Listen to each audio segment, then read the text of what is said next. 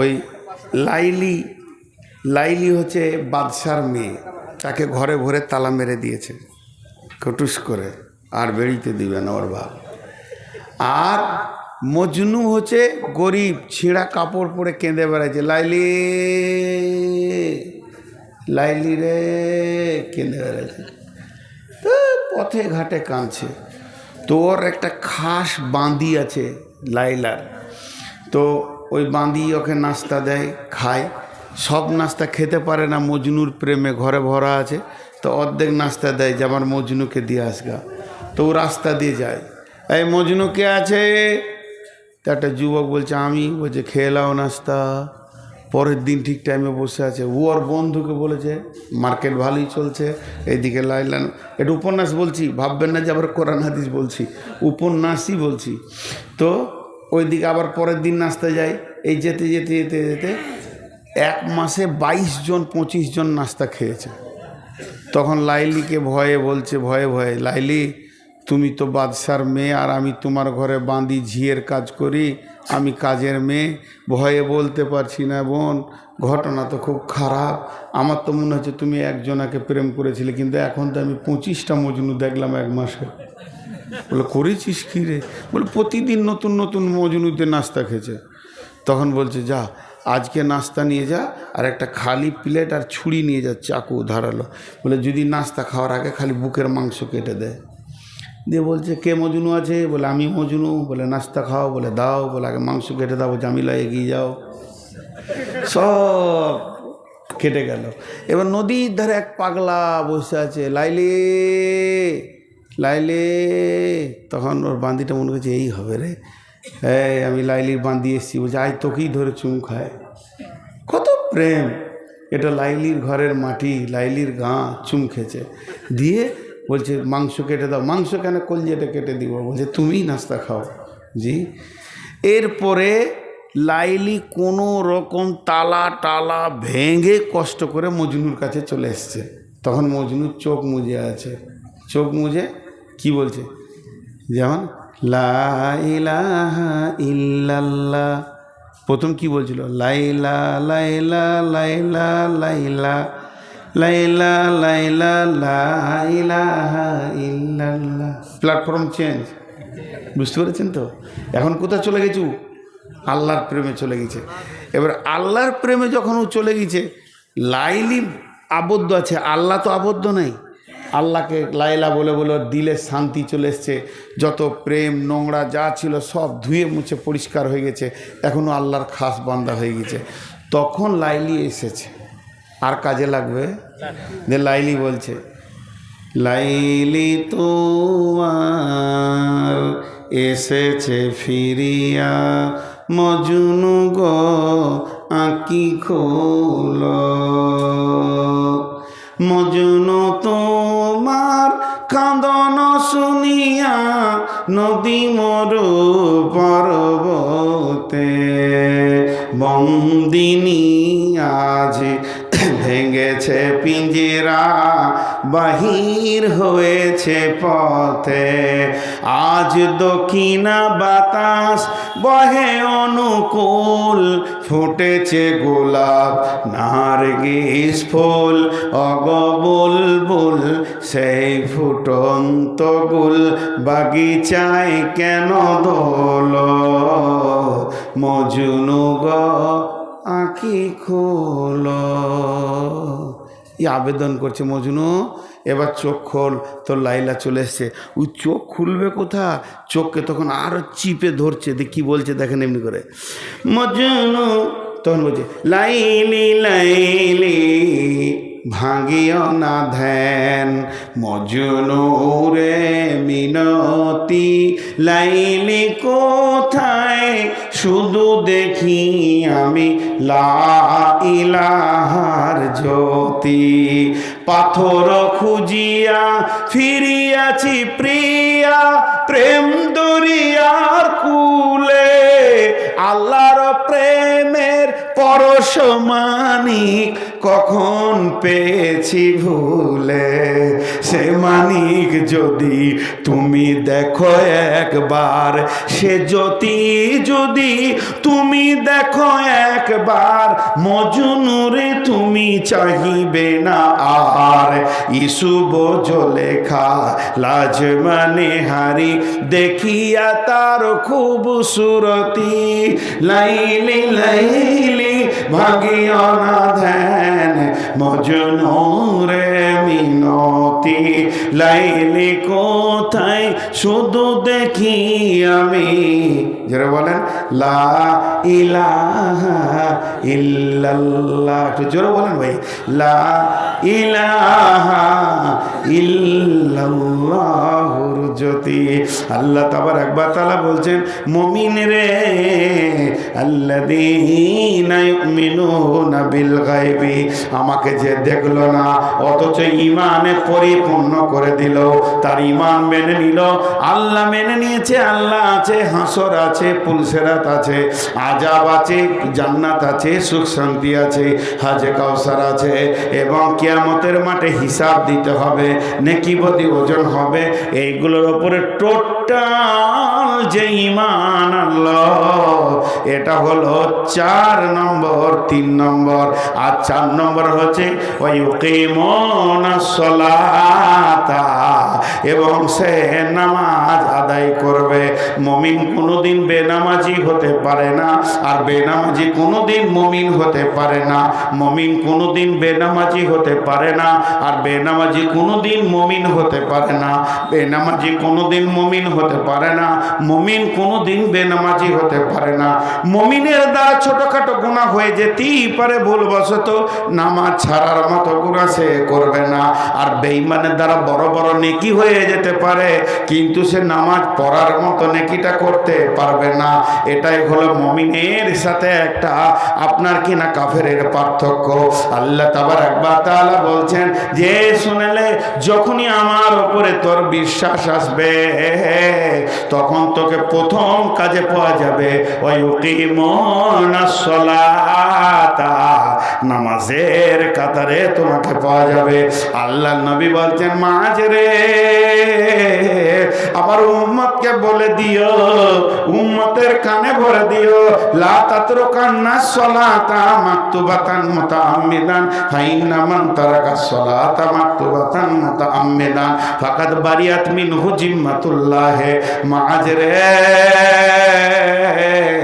ইচ্ছা করে জ্ঞানবশত যেন এক ওয়াক্ত ফরজ নামাজ ছেড়ে দিও না।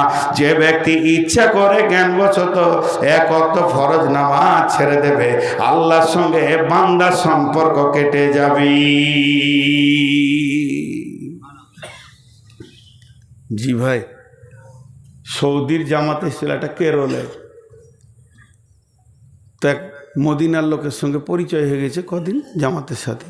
তো উমরা করতে যে ওকে খুঁজছে, ওরা বাড়িতে গিয়েছে কাঠ ধরে।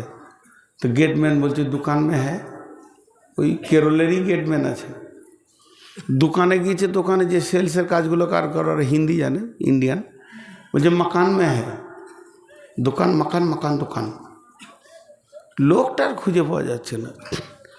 মসজিদে নবীতে আজান হয়েছে, ও বলছে আর ওকে খোঁজার দরকার নেই, আমি তো ওকে খুঁজতে আসিনি, উমরা করতে এসেছি। সুন্নত নামাজ ধরেছে, দেখছি সামনেই হাজির জোহরের সময়। নামাজের শেষে 2 জন মোলাকাত হলো।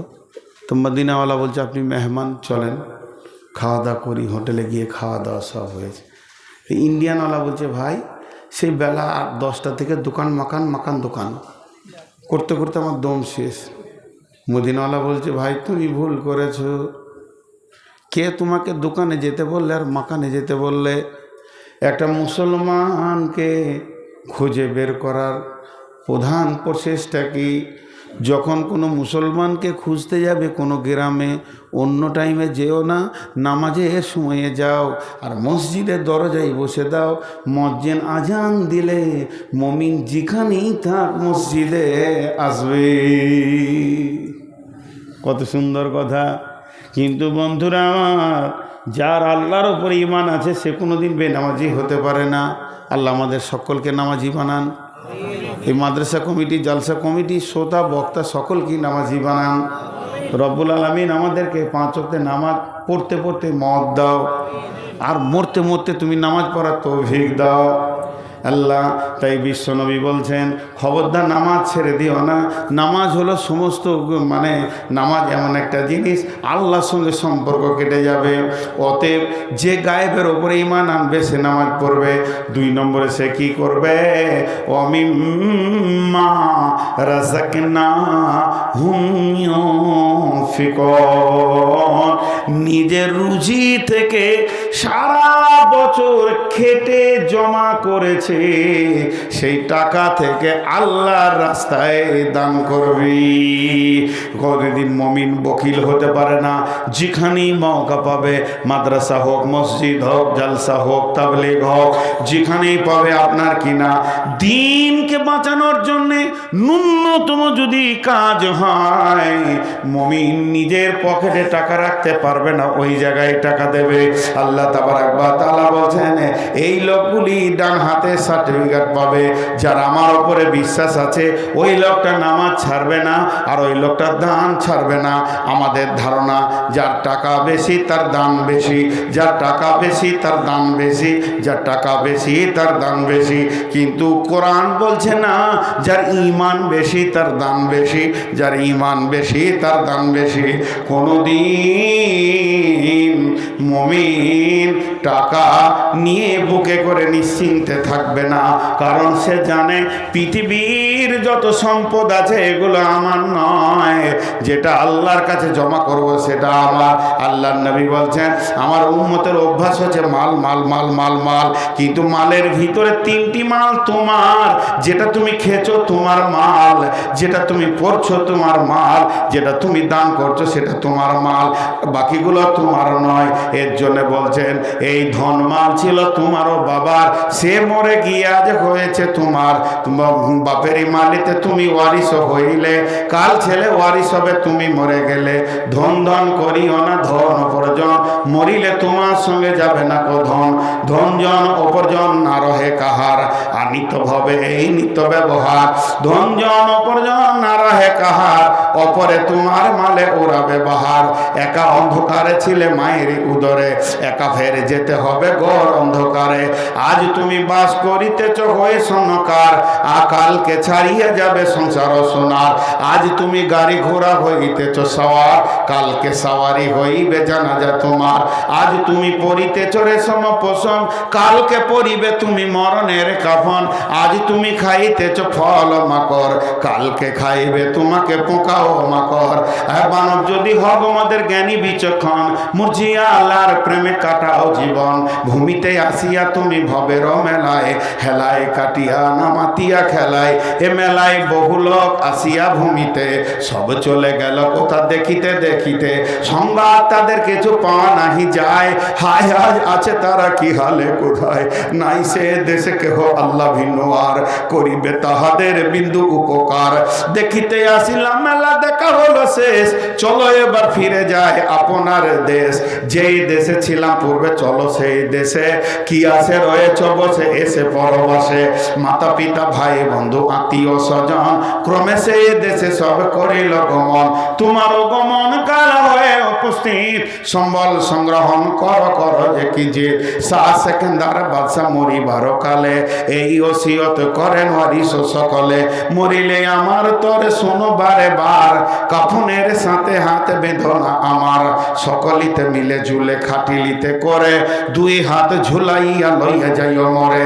এই হাল দেখে মর যত মাখলুকাত, আফসোস করিবে আর কহিবে এবার।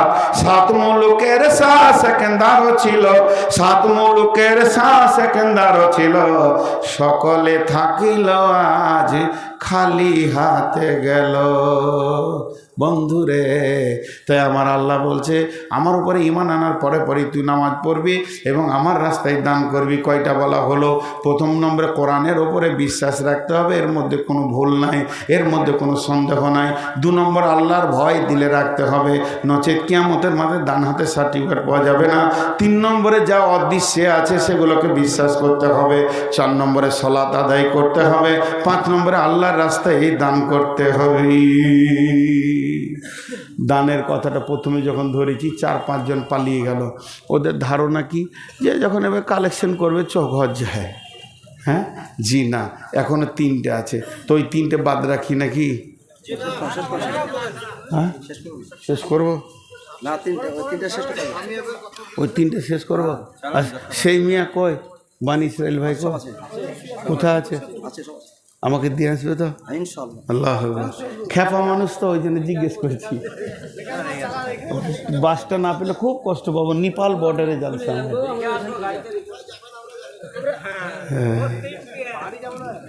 বসেন বসেন, ওই যে উঠছে যে বড় ভাই উঠে গেল।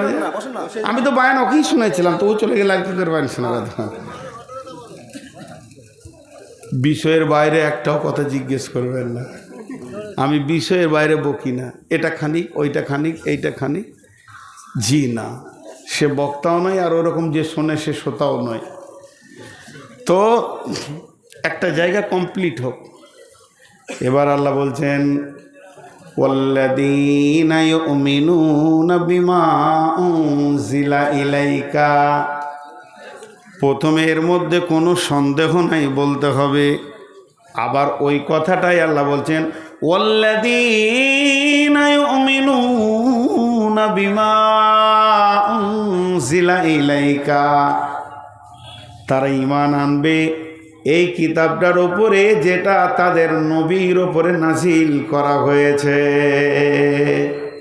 এবার আবার ঈমানের কথা কেন বললেন? তার এখন বললেন মানে এই কিতাব মোতাবেক তারা কাজ করবে, কিতাব যা বলেছে তা শুনবে, এই কিতাবের ওপরে তারা চলবে। কিতাবের ভিতরে একটা রোড আছে, রোডটাকে তারা ধরে নিবে। এবার একটা ঘটনা শোনাই।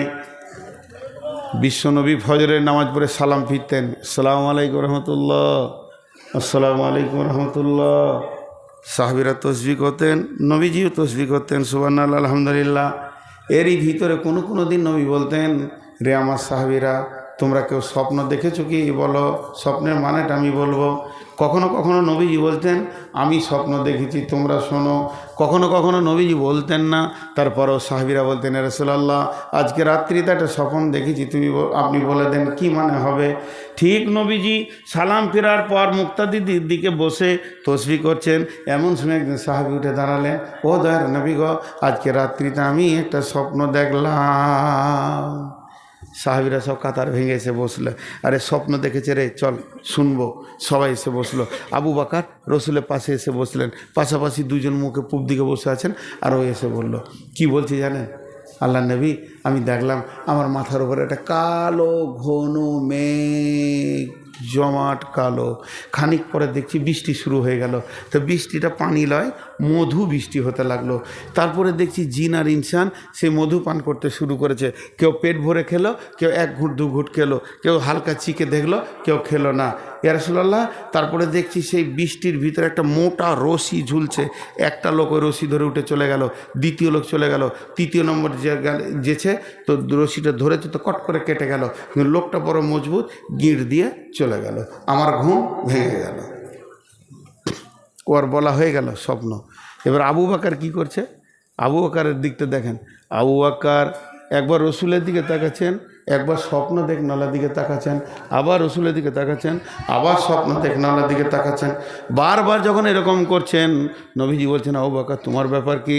নবীজিকে তখন আবু বকর বলছেন, ইয়া রাসূলুল্লাহ, আপনি তো হায়াতে বেঁচে আছেন, মজলিসে আছেন, আর এই ভাই যে স্বপ্নটা দেখেছেন, যদি আপনি আমাকে বলেন ওর তফসিরটা কী হবে, ওর স্বপ্নের মানেটা কী হবে, তা আমি বলতে রাজি আছি।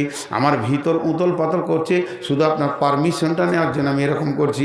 নবীজি বললেন, আবু বকর রে, তাহলে তুমি তরজমা করো। আবু বকর বলতে শুরু করলেন, ভাই বসেন। আপনি যে কালো জমাট মেঘ দেখেছেন, ওটা কোনো মেঘ নয়, ওটা হলো ইসলামের সুশীতল ছায়া। কোনো একদিন এ পৃথিবীর মাটিতে কালেমার পতাকা উড়বে, ইসলামের পতাকা উড়বে। সেদিন মানুষ শান্তির ছায়া পেয়ে দুঃখ বেদনা ভুলবে, কালেমার পতাকা উড়বে। রবে না সেদিন হাহাকার, রবে না অন্যায় অবিচার, মাজলুম তার উচিত বিচার পেয়ে জীবনের শান্তির শ্বাস ফেলবে। যেদিন এই পৃথিবীতে কালেমার পতাকা উড়বে, তৌহিদের পতাকা উড়বে। বিধবা পাবে মনে সান্ত্বনা, এতিম ভুলে যাবে মাতৃহারা পিতৃহারার বেদনা। সকলে আনন্দতে হাসবে, যেদিন এই পৃথিবীর মাটিতে কালেমার পতাকা উড়বে, শান্তির পতাকা উড়বে। বন্ধুরা আমার, তাই ওই সাহাবী আবু বকর বললেন, ওটা হলো তোমার শান্তির ছায়া। তারপরে তুমি যে দেখলে ঝুরঝুর করে বৃষ্টি শুরু হলো, মধু। ভাইরা আবু বকর, ওটা মধু নয়। আবু বকর বলছেন, ও ভাই, ওটা মধু নয়, ইসলামে কোরআন নাজিল শুরু হয়ে গেল। এটাই হলো পৃথিবীর সেরা মধু, এর মতো মধু আর নাই। কোরআন নাজিল হচ্ছে, এরপরে তুমি দেখছো জিন আর ইনসান খেতে শুরু করেছে। যে পেট ভরে খেয়েছে কোরআনের হাফেজ হবে, যে এক ঘুট দু ঘুট খেলো দু চারটা সূরা ইয়াদ করবে, যে সামান্য চিখে দেখেছে কুল হয় ইন্নাতাইনা মুখস্থ করবে, সূরা ফাতিহা মুখস্থ করবে। আর যে খেলোই না, কোরআন নামে নিয়ামতটা আল্লাহ তাকে পৃথিবীতে দেবে না। ও ভাই আবু বকর বলছেন, ও ভাই আল্লাহর গোলাম, এরপরে তুমি সেই বৃষ্টির ভিতরে একটা রশি দেখেছো, এটা রশি নয়, এটা কোরআনের একটা আয়াত, ইহদিনাস সিরাতাল মুস্তাকিম। এটা হলো কামিয়াবির রাস্তা, সফল কামের রাস্তা। ওই রাস্তাতে তুমি একটা লোককে দেখেছো চলে যেতে, তার মানে বিশ্বনবী পৃথিবী থেকে চলে যাবেন। এরপরে তুমি দ্বিতীয় লোক দেখেছো, ওটা আমি আবু বকর পৃথিবী থেকে চলে যাব। এরপরে তুমি তৃতীয় লোক দেখেছো, ধরতে গেছে, কেটে গেছে, ছিঁড়ে গেছে, লোকটা বড় মজবুত, গিট দিয়ে চলে গেল, হযরত উমর চলে যাবে। তবে কাটা ছিঁড়া কেন দেখলে? তার কারণ হচ্ছে উমরকে শহীদ করা হবে। অতএব বন্ধুরে, আল্লাহ তাবারাক ওয়া তাআলা বলছেন, ওয়াল্লাযীনা ইউমিনুনা বিমা উনজিলা ইলাইকা, তোদের ওপরে যেটা নাজিল করা হয়েছে, তোর নবীর ওপরে যেটা নাজিল করা হয়েছে, এইটার ওপরে সম্পূর্ণ বিশ্বাস রেখে আমল চালিয়ে যা। এই কোরআনের রাস্তা, এর ভিতরে একটা হাই রোড আছে, যে সোনালী রোডটা ধীরে ধীরে আপনাকে আল্লাহর কাছে কামিয়াবির জায়গায় পৌঁছে দেবে। অতএব কোরআনের রাস্তা তুমি ছাড়িও না। আবার আল্লাহ তাবারাক ওয়া তাআলা বলছেন, ওমা উনজিলা মিন ক্বাবলিকা, এর পূর্বে যত কিতাব ছিল, আসমান থেকে 120 খানা কিতাব এসেছে ভাই আমার, কম বেশি। তার মধ্যে 4টা হলো মেন, একটা হলো কোরআন, তৌরাত, ইনজিল, জবর। তো এই 4টা ছাড়া আরো কিতাব আছে। যত রাসূল যত কিতাব এনেছেন, সবগুলোর উপরে আমাদেরকে বিশ্বাস করতে হবে, কিন্তু চলতে হবে কার উপরে? আদর্শ কার হবে? নবী মুহাম্মদুর রাসূলুল্লাহ সাল্লাল্লাহু আলাইহি সাল্লামের উপরে। 7টা বলা হয়ে গেল, 8 নম্বরটা বাকি আছে। মাঝে 2 মিনিট কথা বলবো, যে 8 নম্বরটা বলবো। যতটি লোক বসে আছেন, এই 8 নম্বরটা বলবো, পুরো 12:30টায় ছাড়বো, পুরো 2 ঘন্টা হয়ে যাবে। আজকে ভেবেছিলাম 1.5 ঘন্টা পর পারবো না, কিন্তু যে কোটি লোক বসে আছেন আলহামদুলিল্লাহ 8টা হয়ে যাবে। কিন্তু আমার দাবি আপনারা আর উঠবেন না, মা বোনেরাও উঠবেন না, দোয়া পরে একসঙ্গে ছাড়বো। মাত্র 11টা মিনিট ট্রেন নিচ্ছে ইনশাআল্লাহ। আর উঠিয়ে না, যে উঠবাকে বলবো ভাই বসেন, হাতে ধরছি পায়ে ধরছি, কি বেজ্জুতি যে হবে ও, আমি বেহায়া, আমার শরম নাই। জি, তাহলে 8টা হয়ে গেল। একবার গুনিয়ে দিই, এই কিতাবটার মধ্যে কোনো সন্দেহ নাই। আল্লাহর ভয় থাকতে হবে, হেদায়েত পাবে। গায়েবের ওপর ঈমান থাকতে হবে, নামাজ পড়তে হবে, দান করতে হবে, পূর্বের কিতাবের ওপরে ঈমান রাখতে হবে, এবং যে কিতাব নাজিল করেছে তার ওপরও ঈমান রাখতে হবে।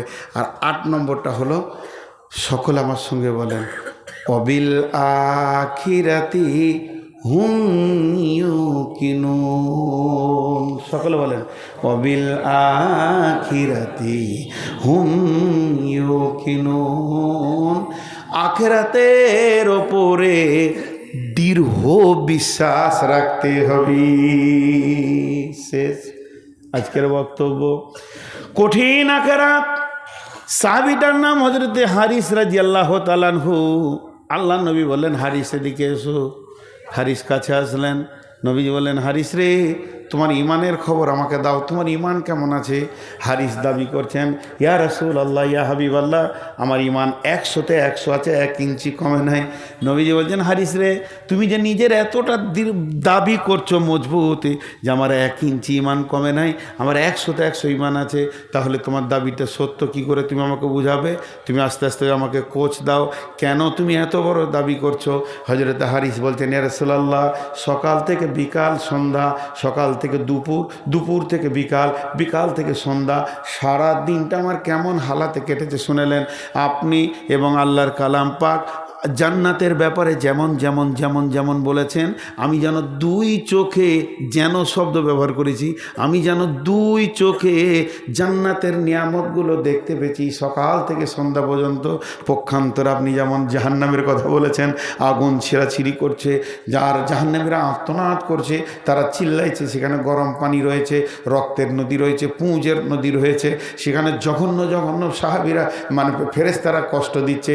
সে যেন আমি 2 নজরে দেখতে পেয়েছি জাহান্নামের কামরাগুলো খালানো হচ্ছে, জাহান্নামীদের আর্তনাদ যেন আমার কানকে ঝাঁঝিয়ে দিয়েছে। ও দয়ার নবী গো, আমি কবর থেকে নিয়ে জাহান্নাম পর্যন্ত, এবং হাসর থেকে নিয়ে পুলসেরাত পর্যন্ত, আর জাহান্নাম থেকে নিয়ে জান্নাত পর্যন্ত সব যেন 2 চোখে যেমন মানুষ দেখে, আমার এতটা বিশ্বাস আপনার কথার উপরে, আমি ওই রকম 2 চোখে দেখতে পেয়েছি। আল্লাহ নবী বললেন, হারিস রে, তুমি যে ইমানের 100 দাবি করেছ, আমি নবী মুহাম্মদ তোমার ইমানের রিজাল্ট দিচ্ছি, নবী মুহাম্মদ সাল্লাল্লাহু আলাইহি সাল্লাম রিজাল্ট দিচ্ছি, তুমি 100-তে 100 ইমানদার। আমাদের সারা দিনে একবার কবর মনে পড়ে, আহা হা হা, ইমান মরে গেছে, মনে পড়ে না। তো এইগুলোকে স্মরণে রাখতে হবে। এই টোটাল 8টা গুণ, টোটাল 8টা গুণ, কোরআনের ওপরে বিশ্বাস, আর আল্লাহর ভয়, গায়েবের ওপরে ঈমান, আল্লাহ, নামাজ পড়তে হবে, আবার দান করতে হবে, কিতাবের ওপর ঈমান রাখতে হবে, আমাদের পূর্বের কিতাবের রাখতে হবে, আর আখিরাতকে জ্বলন্ত চোখে রাখতে হবে। এই 8টা গুণ যার ভিতরে থাকবে, আল্লাহ এবার কি বলছে ওই লোকগুলোকে, ওই লোকগুলোকে ধরেন এক জায়গায় করে দিলাম, ওই 8 গুণওয়ালা লোককে, আল্লাহ ওদের দিকে আঙ্গুল তুলে বলছেন, উলাইকা